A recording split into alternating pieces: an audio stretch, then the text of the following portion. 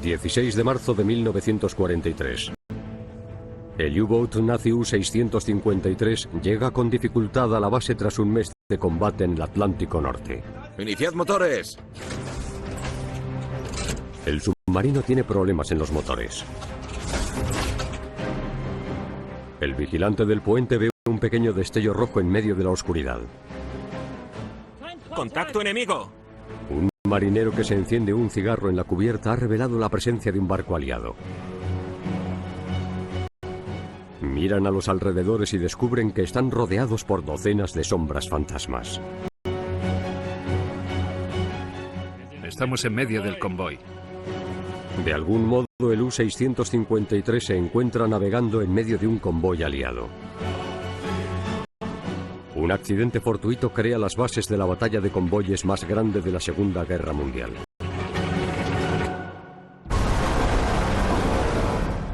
En la Segunda Guerra Mundial, un arma submarina permite a los guerreros pelear por debajo de la superficie. Con astucia, fuerza y tenacidad, sus enemigos contraatacan.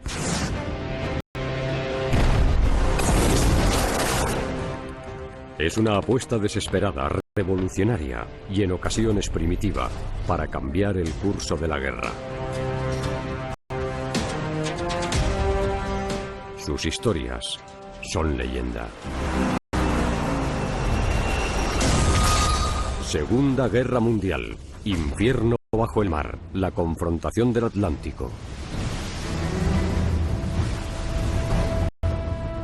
Tras adentrarse en medio de un convoy enemigo, el capitán Gerhard Feiler ordena sumergirse para que no los detecten.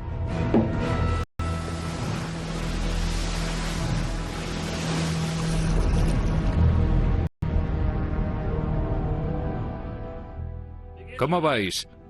El U-Boat U-653 se sumerge a salvo y sigue a los barcos que le pasan por encima. He escuchado un ruido por encima.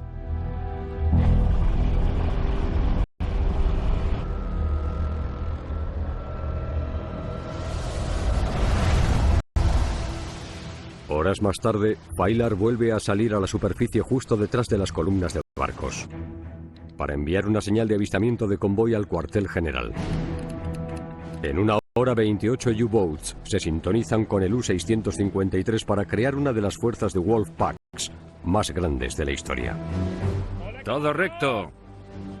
La destrucción de U-Boats nazis que se llevará a cabo durante los 3 días siguientes supondrá el inicio de la victoria en la batalla del Atlántico.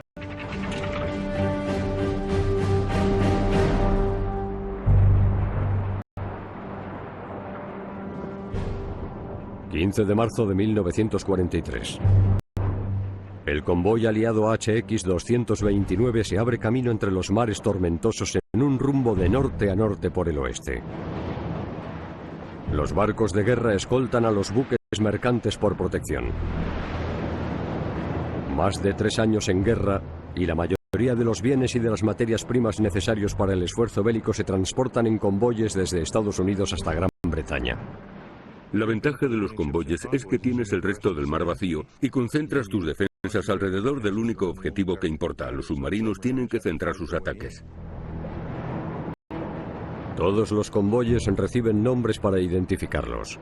HX indicaba originalmente la salida de Halifax. 229 indica que 228 convoyes salieron antes que él. El HX-229 avanza gradualmente con otro convoy, el SC-122, que es más lento y sale desde Nueva York. Entre ambos hay casi 100 buques mercantes. El teniente comandante Gordon John Luther dirige el grupo de escolta que protege el HX-229 y que cruza 4.000 kilómetros en el océano. Con solo 4 barcos de guerra para proteger 40 barcos, el grupo de escolta tiene capacidades limitadas. No tiene los recursos para brindarle al convoy la protección que necesita. Es el segundo escolta transatlántico del teniente comandante Luther. El primero no tuvo ningún incidente, pero esta vez no tendrá tanta suerte.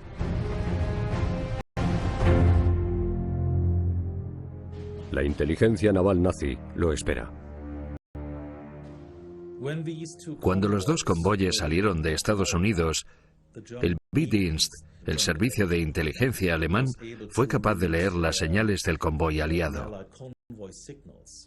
Esto le dio la oportunidad de enviar U-boats para buscar y luchar contra ese convoy. Para el grosadmiral Karl Dönitz, frenar las embarcaciones aliadas que iban a Gran Bretaña es la clave para ganar la guerra. Se dice que Dönitz quería 300 submarinos para enfrentarse a Gran Bretaña, y en enero de 1943 consiguió 300 submarinos. La gran diferencia en 1943 es que la producción se hace en masa y ahora hay un gran número de U-boats. Dönitz puede desplegar 50 o más en varios bloques frente a los convoyes. Los U-boats nunca habían sido tan fuertes. Dönitz cree que ya tiene la flota de U-boats para derrotar a Gran Bretaña.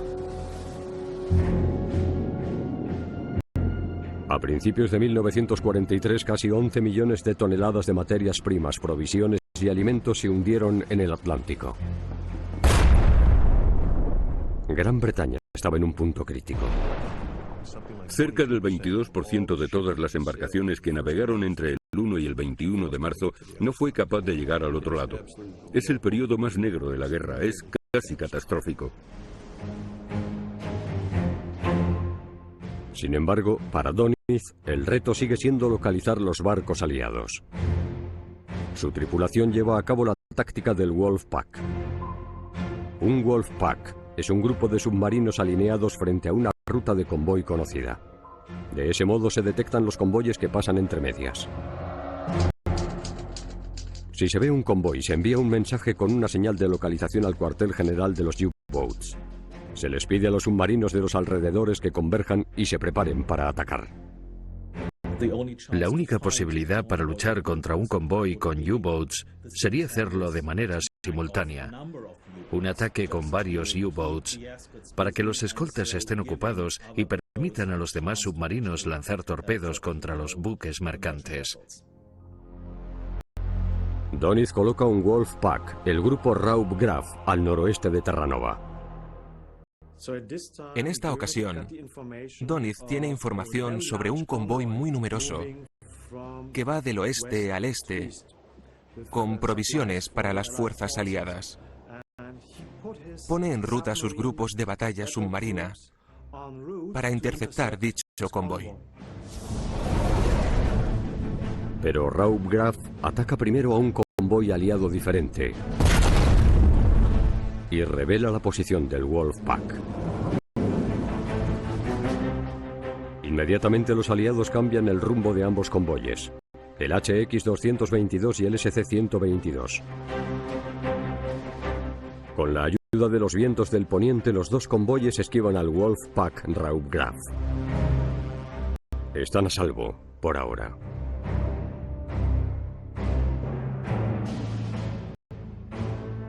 Pero la inteligencia alemana también intercepta la señal de desviación del almirantazgo. Como si fuera un ajedrecista, Dönitz movió su submarino como si se tratara de piezas de ajedrez e intentó juntar todos los U-boats que pudo para atacar los convoyes. Dönitz activa otros dos Wolfpacks, Stürmer y Dränger, para localizar y destruir los buques mercantes.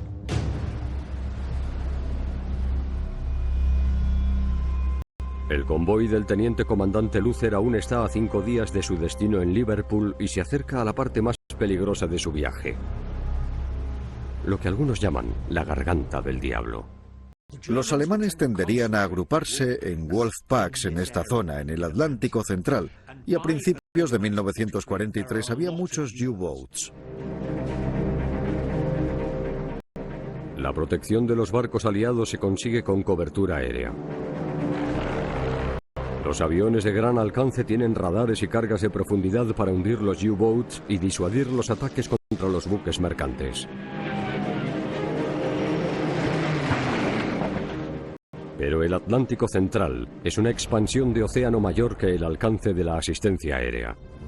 Los aliados lo llaman la brecha aérea. Hay una brecha en mitad del Atlántico que no pueden cubrir los aviones que vuelan desde Canadá, Islandia o Irlanda del Norte, teniendo en cuenta el alcance de la mayoría de aviones. Por tanto, es comprensible que los U-Boats se concentraran en la zona donde la amenaza fuese menor.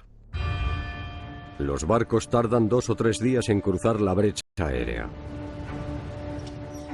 Sin una cobertura aérea y con solo 5 barcos de guerra para proteger el convoy HX-229, Luther avanza sin prepararse para lo que Doniz tiene en mente.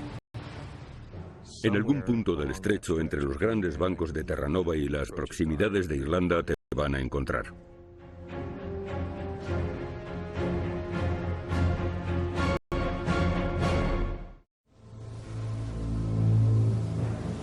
Los U-Boats del grupo Raubgraf siguen buscando el convoy maltrecho por una tormenta invernal.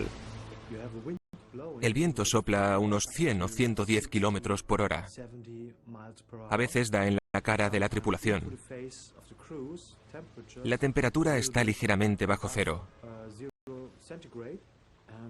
Y el puente abierto se inunda de agua. Tienen que permanecer en el castillo con los prismáticos y mirar en 3 direcciones para detectar cualquier posible contacto. Buscar barcos no es sencillo ni aunque el tiempo sea bueno. A un submarino le cuesta mucho encontrar un convoy aliado. Es como buscar una aguja en un pajar.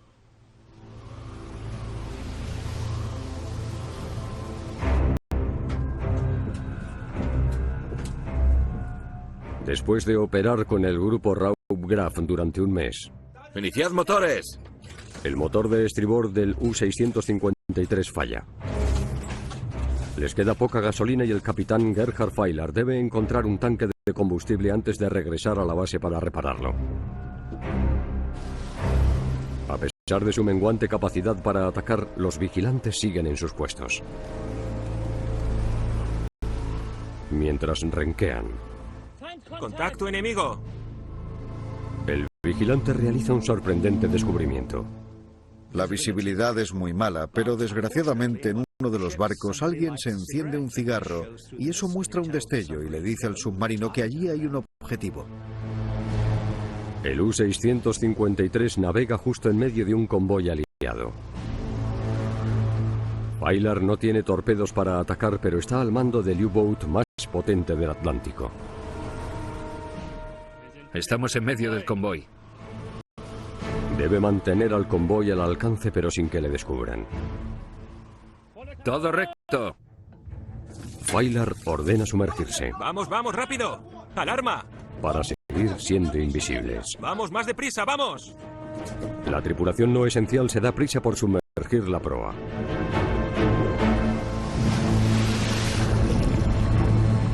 ¿Estáis todos bien?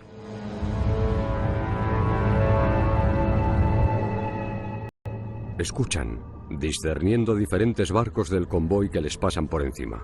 He escuchado un ruido por encima. Se apoyan en el sonido de los propulsores para seguirlos sin que se vea el submarino.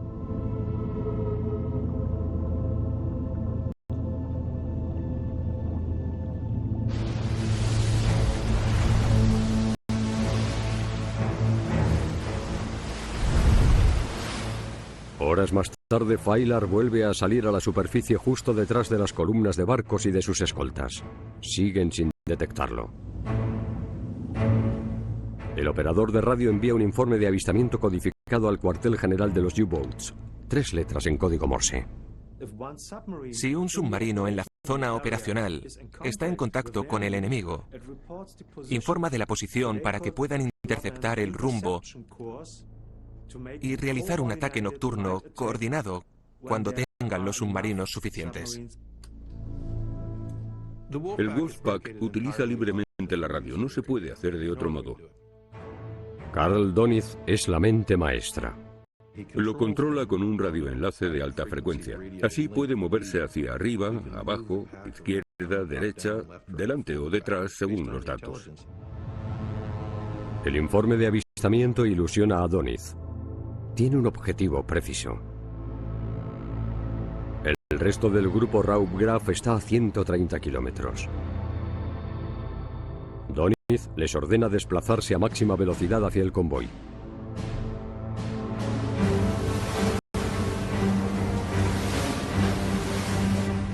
El U-653 continúa transmitiendo las actualizaciones de posición mientras sigue el convoy. 11 U-boats de los Wolfpack, Stürmer y Drenger vienen desde el este.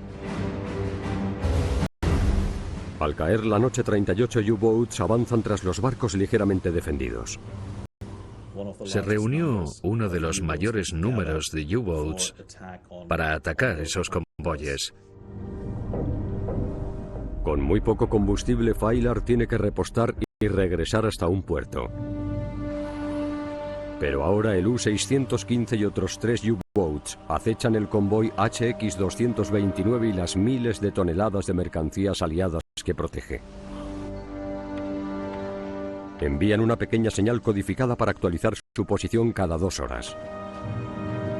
La información se transmite a otros U-boats para orientarlos.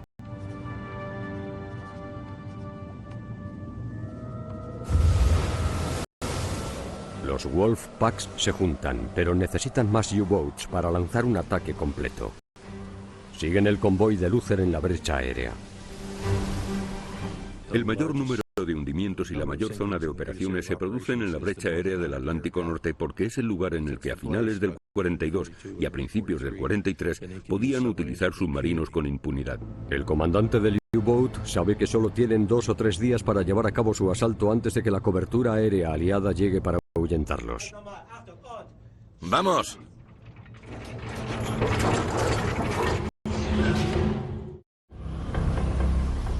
Los U-boats están siguiendo la pista al convoy HX-229 y transmitiendo las coordenadas mediante comunicación inalámbrica para que los Wolfpacks cercanos se aproximen. Pero los operadores de radio del cuartel general de U-boats no son los únicos que están escuchando. Los aliados también interceptan el mensaje a través de las estaciones que hay a lo largo de las costas. El servicio de inteligencia naval aliado no puede decodificar los informes de las señales. Las transmisiones indican información crítica. Aunque no puedas leer los códigos que emiten los submarinos, sabes que se trata de un submarino gracias a la radiogoniometría. Los aliados interceptan señales utilizando 2 o más estaciones costeras equipadas con tecnología radiogoniométrica de alta frecuencia. Después, utilizando la triangulación básica, los aliados pueden determinar la posición de aproximación con los U-boats. Se podría captar, triangular cualquier mensaje de radio y saber que allí había un submarino. De ese modo, el Centro de Inteligencia Operacional podría vigilar muy bien a los submarinos alemanes. El almirantazgo transmite los cálculos a Luther a bordo del HMS Volunteer. El teniente comandante Luther está en una situación terrible. Sabe, gracias a los informes, que está rodeado de un número enorme de U-boats. Solo tiene 3 de sus barcos, además de un destructor adicional que sabe que es totalmente inadecuado para la escala del ataque que va a acontecer. La situación de Luther es desalentadora. Los U-boats alemanes suelen esperar a que impere la oscuridad y que el sol comience a ponerse.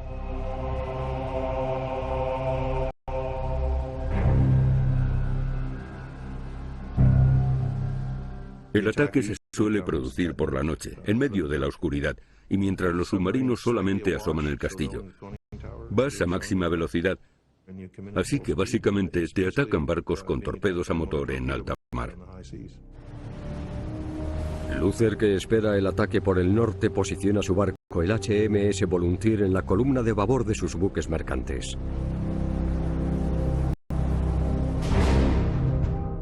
Ordena a los otros barcos que adopten posiciones defensivas alrededor del convoy.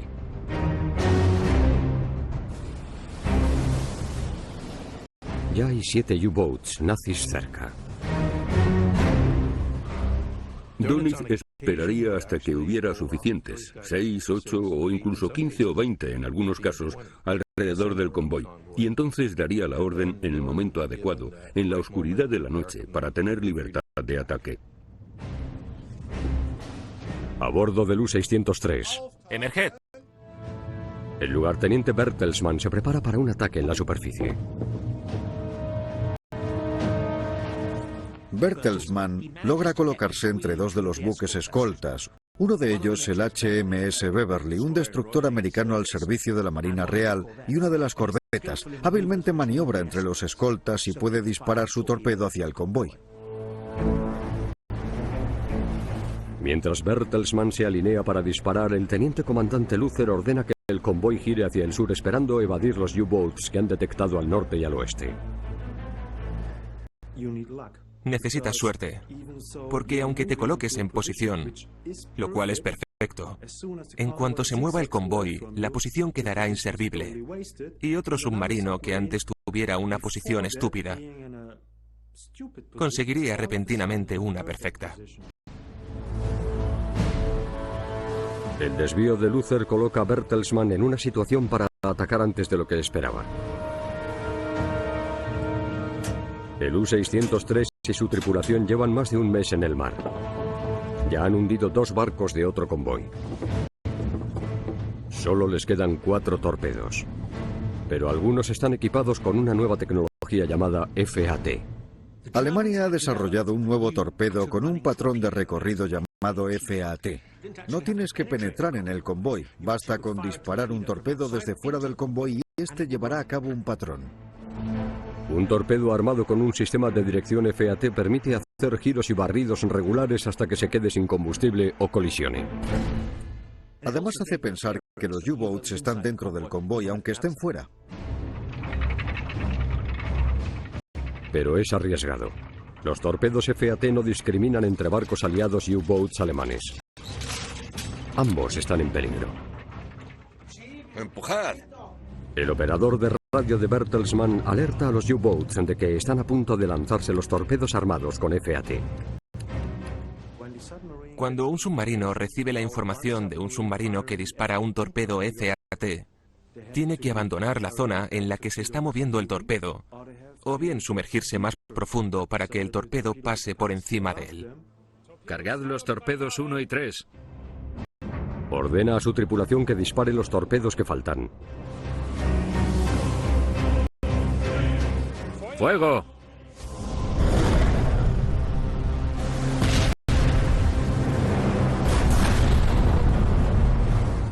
Alcanzar un barco con esos torpedos es tener suerte, pero es que en realidad alcanzaron 2. Con un cargamento lleno de trigo y manganeso. Preparaos para la inmersión. ¡Inmersión! El Elling K recibe un impacto paralizador. Cuando Luther se da cuenta de que han alcanzado su barco, ¡Contacto a babor! ordena lo que en la marina se llama media frambuesa. Todos los escoltas dan vueltas por fuera para barrer su sector siguiendo una ruta triangular y localizar el submarino que ha disparado el torpedo. El radar se utiliza para detectar los U-boats en la superficie. Un tipo de sonar llamado ASDIC barre a los submarinos que hay debajo. Pero Bertelsmann bucea sin que le detecten y regresa a la base. El escolta de Luther no logra localizar ningún U-boat mientras escanea los sectores.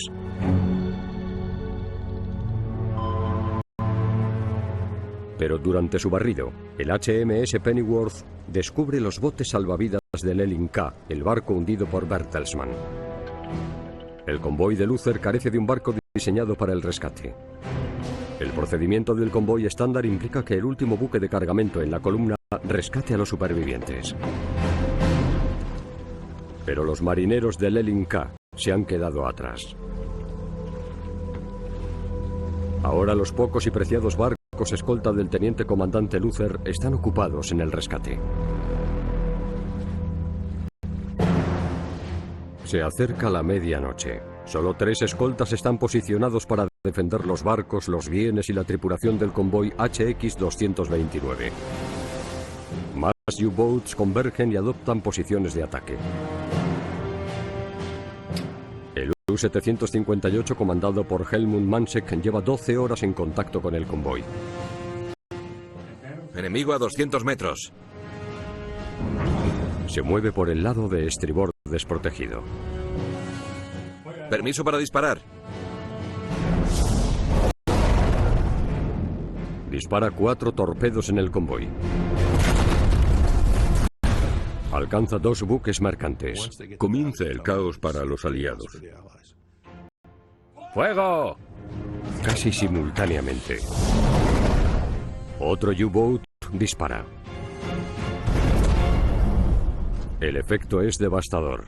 Se alcanza un barco de cargamento SS Harry Luckenbach. Llegan submarinos desde todas las direcciones y los barcos se hunden. Es un caos total, pero un caos que sirve a los alemanes. Poco después de medianoche, el teniente capitán Siegfried Strelow lanza su propio ataque. Permiso para disparar. Se alcanza el barco de liberación estadounidense William Eustis, que lleva 7.000 toneladas de azúcar. Una vez más, el último buque mercante de la columna no logra recuperar los botes salvavidas. Como los otros escoltas ya han llevado a cabo rescates, la preocupación de Luther es que debe elegir ya. En un ataque como este, en el que los barcos se hunden, el comandante escolta siempre tiene un dilema terrible: recoger a los supervivientes o ir tras los submarinos. Es muy difícil, sobre todo en este caso en el que el convoy no tiene ningún barco de rescate, de modo que se enfrenta a una decisión terrible. Luther no duda demasiado. También acude a rescatar a los supervivientes. Los barcos restantes del convoy HX-229 están totalmente desprotegidos. ¡Vamos, vamos! La tripulación espera que el ataque del U-Boat haya terminado. Pero en realidad la matanza solo acaba de comenzar.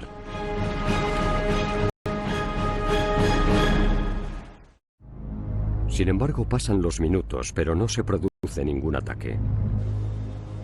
El HMS Volunteer es el primer escolta que retoma su posición en el perímetro del convoy. Poco después, el HMS Beverly y el Mansfield reanudan las posiciones defensivas. Pero la mejoría no durará mucho. A bordo del U-600, el teniente capitán Bernhard Thurmulen. ¿Qué ruta? 20 nordeste. Lleva siguiéndolos en silencio durante 4 horas, supervisando los resultados.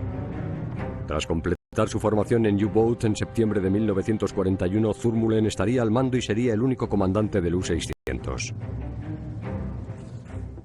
Vamos todo recto. Y maniobra el U-Boat para seguir el convoy. Cargad los torpedos 1 y 4. Cargad el 1 y el 4. Lanza un bombardeo de 5 torpedos. Torpedo 1, fuego. Torpedo 1, fuego. Torpedo 5, fuego. Torpedo 5, fuego.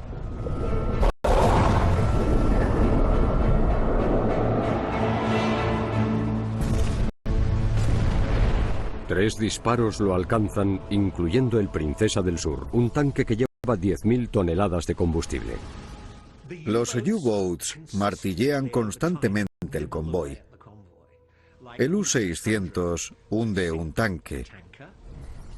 Y de manera satisfactoria para el submarino, aunque no tanto para el convoy, se produce una típica explosión de tanque.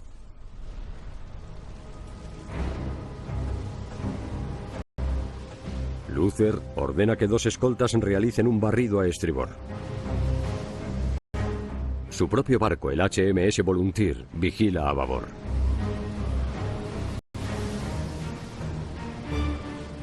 Se detectan 2 submarinos en la superficie y se alejan.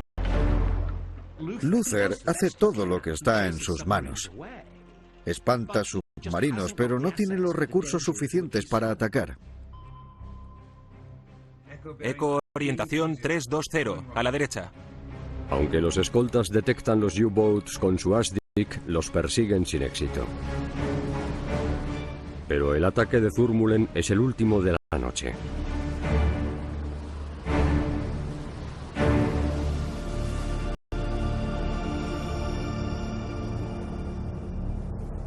Cuando amanece, el sol sale sobre un convoy destruido.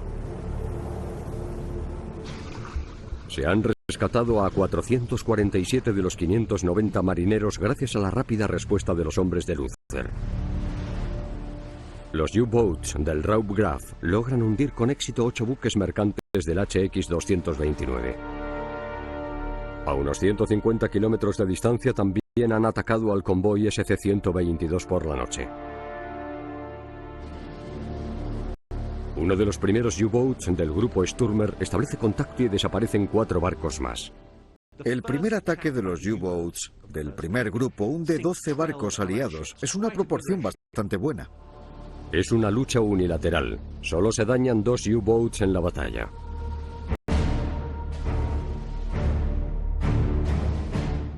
Llega una oleada de señales al cuartel general de los U-Boats indicando que se han hundido casi 90.000 toneladas de buques mercantes. Finalmente, Doniz se da cuenta de que sus U-Boats no han localizado un convoy, sino 2. En este caso, tenían un plan operacional malo al enviar los convoyes en la misma ruta, ya que tuvieron que pasar a través de la zona repleta de submarinos alemanes. Y eso fue un error que se replantearon más adelante y que no volvieron a repetir. Doniz envía un mensaje a los U-Boats para continuar abordando el ataque. Dado que el convoy HX en concreto está sufriendo más pérdidas graves que cualquier otro convoy en la guerra, en Londres hay rumores de que quizá ese convoy no esté protegiendo los buques mercantes, así que quizá habría que buscar una alternativa, pero el problema es que no había ninguna.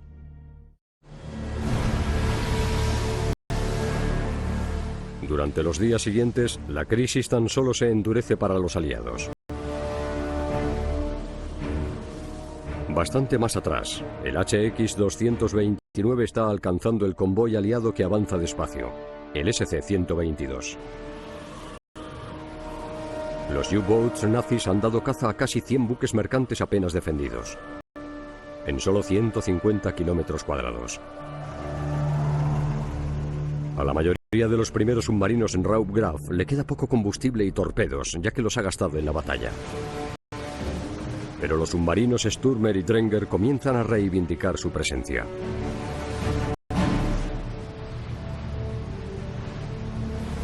El HX-229 está bastante lejos del alcance de la mayoría de aviones.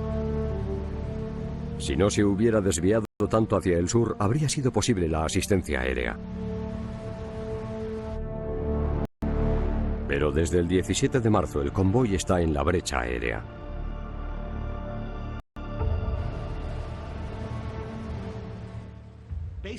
Básicamente, el almirantazgo le dice al grupo de escolta y al capitán del convoy que vayan hasta la zona en la que les pueden ayudar. Con más U-Boats que convergen, los escoltas del teniente comandante Luther tendrán que luchar por sí mismos. Los 38 submarinos de los grupos Stürmer y Dränger rodean los 2 convoyes. El 17 de marzo salen a la luz y continúan rodeando buques mercantes uno a uno.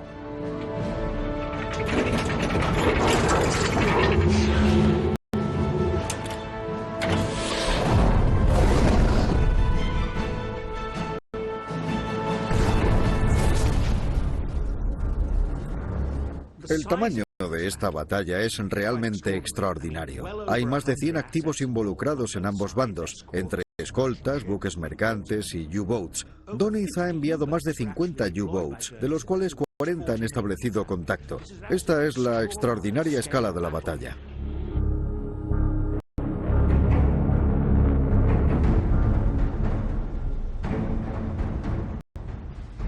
Pero a medida que avanza el día, el tiempo mejora. Y eso permite que las corbetas y los destructores aliados vayan a la ofensiva, para localizar y atacar los U-Boats. Sus armas más efectivas son las cargas de profundidad que se han diseñado especialmente para hundir submarinos. Se pueden programar para que exploten a diferentes profundidades y creen un efecto sándwich de explosiones por encima y por debajo de los U-Boats. Lo que destruye el submarino es el exceso de presión. Es decir, que no vas a acabar con él lanzando un proyectil que penetre y lo detone, sino que tienes que agobiarlo bastante.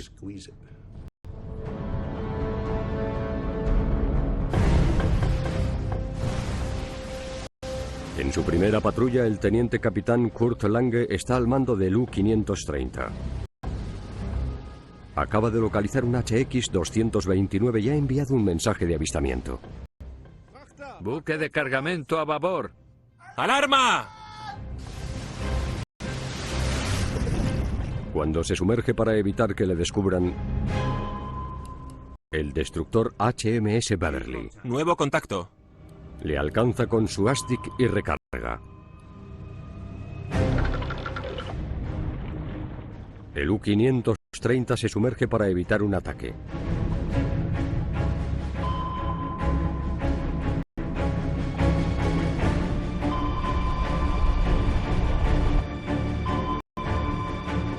El sonar del Beverly continúa rastreando el U-Boat.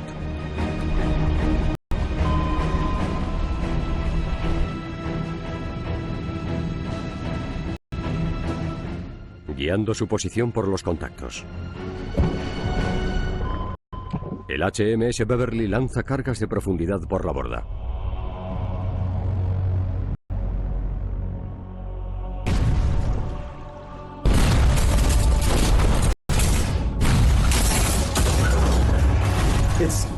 Para un oficial comandante resulta bastante difícil mantener tranquilos a sus tripulantes. Se supone que todo el mundo debe esperar y confiar, porque no pueden hacer nada.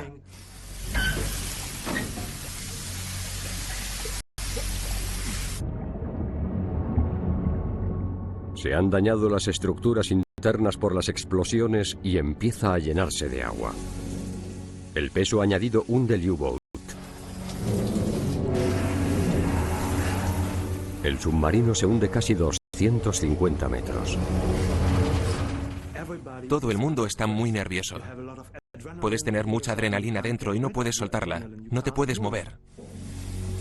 El agua les llega a los pies. El submarino está sometido a la presión. El teniente capitán Lange y su tripulación escuchan al destructor directamente sobre ellos. Se ha dado cuenta de que ahora está en la posición de la presa y de que depende de la suerte, porque no puede hacer nada frente a los escoltas.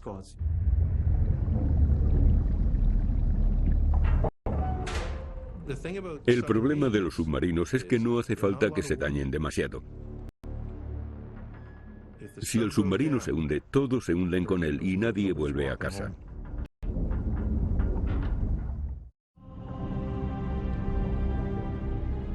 Pero es un día de suerte para el U-530.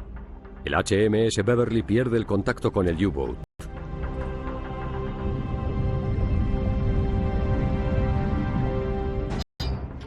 Vamos, vamos. Bien, bien. Cuando impera el silencio en el mar, la tripulación salta a la acción. Vamos, vamos. Gestionan con cuidado las baterías que les quedan y ascienden en intervalos de 9 metros. Tiene que conservar su batería porque la necesita para la propulsión. De lo contrario, el submarino se hundiría cada vez más profundo.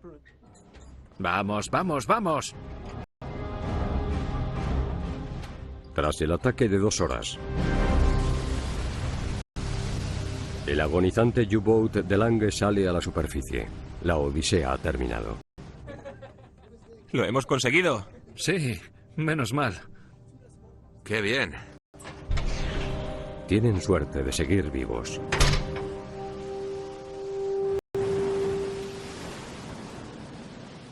Los ataques aliados adicionales que se llevan a cabo el 17 de marzo ¡Vamos, vamos! obligan a 12 U-Boats alemanes a perder el contacto con el convoy. Como comandante de la escolta, lo que intentas hacer ¡Adelante! es bloquear el contacto. Si puedes atacarlo, tienes ventaja, pero es mejor si puedes hundirlo.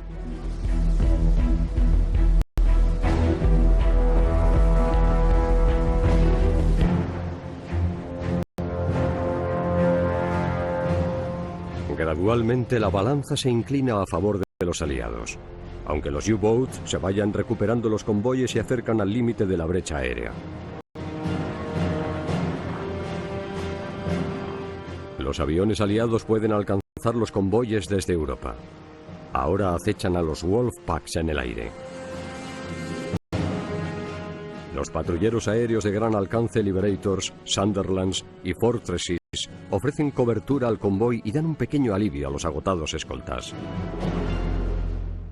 Pero todavía no se ha terminado. La llegada de los aviones costeros altera la situación y mucho. Los aviones pueden obligar a los submarinos a sumergirse. Cuando se sumergen, su movilidad se reduce enormemente.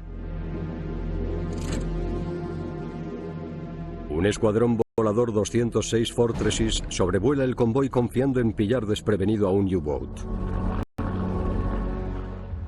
¡Avión enemigo! ¡Alarma! ¡Salid todos de cubierta! ¡Rápido, rápido, rápido! El U-384 no tiene tiempo de sumergirse antes de que suelten 4 cargas de profundidad. Las explosiones se escuchan en todos los lados del U-Boat. El U-384 se hunde en el fondo oceánico llevándose por delante a una tripulación de 47 personas. El arma letal nazi se ha convertido en su ataúd de hierro.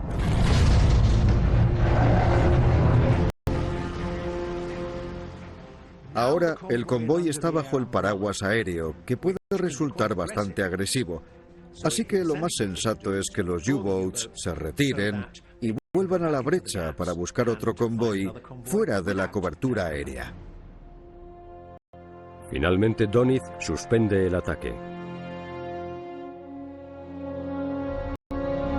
El HX-229 y el SC-122 han soportado un asalto de 3 días y sufrido una cantidad de destrucción récord. ¡Fuego! Entre los dos convoyes, un total de 22 barcos, se destruyeron más de 146 toneladas.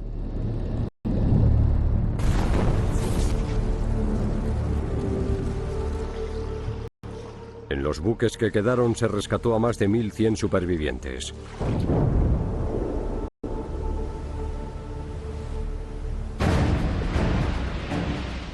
Durante los ataques de los U-Boats en marzo de 1943, la estrategia del Wolfpack de Doniz salió a la perfección. Las operaciones exitosas dan motivos para creer que Alemania está a punto de ganar la guerra en el Atlántico. Durante las 3 primeras semanas de marzo de 1943, los U-Boats interceptaron todos los convoyes que cruzaron el Atlántico Norte y atacaron a aproximadamente la mitad. Pero a final de marzo las circunstancias volvieron a cambiar. Los barcos están en el horizonte y el tiempo mejora. Todo cambia prácticamente en un abrir y cerrar de ojos a final de marzo. Los días primaverales más largos, una mejor tecnología y más aviones permiten a los aliados cerrar la brecha aérea. Cuando la fuerza aérea se hace tan opresiva en la primavera del 43 y cuando la brecha aérea del Atlántico Norte desaparece porque hay portaaviones pequeños, aviones de 4 motores, todos ellos equipados con radar, Doniz se queda sin opciones. Tiene que retirarse a final de mayo porque literalmente no puede. Alemania pasa de acariciar la victoria, si es que alguien gana, a una derrota catastrófica en 8 semanas. La batalla contra los convoyes SC-122 y HX-229 es una batalla menor en el contexto de la guerra en su totalidad, pero marca el cambio de la batalla del Atlántico. Pero la cobertura aérea aumentada no es el único motivo por el que los U-Boats pasan momentos complicados. La clave de las tácticas de los Wolfpacks fue el control por radio, un radiocontrol centralizado desde el cuartel general. El problema es que revelaba la posición de los submarinos, y esa era la semilla de su propia destrucción. Los aliados ganan el servicio de inteligencia, el tiempo mejora y la brecha aérea desaparece. Los nazis no tienen dónde esconderse. En mayo, el almirante Doniz ordena a sus U-Boats que abandonen el Atlántico Norte. Los Wolfpacks nunca volverían a estar tan cerca de frenar a los aliados como lo estuvieron durante esas largas noches oscuras de marzo de 1943.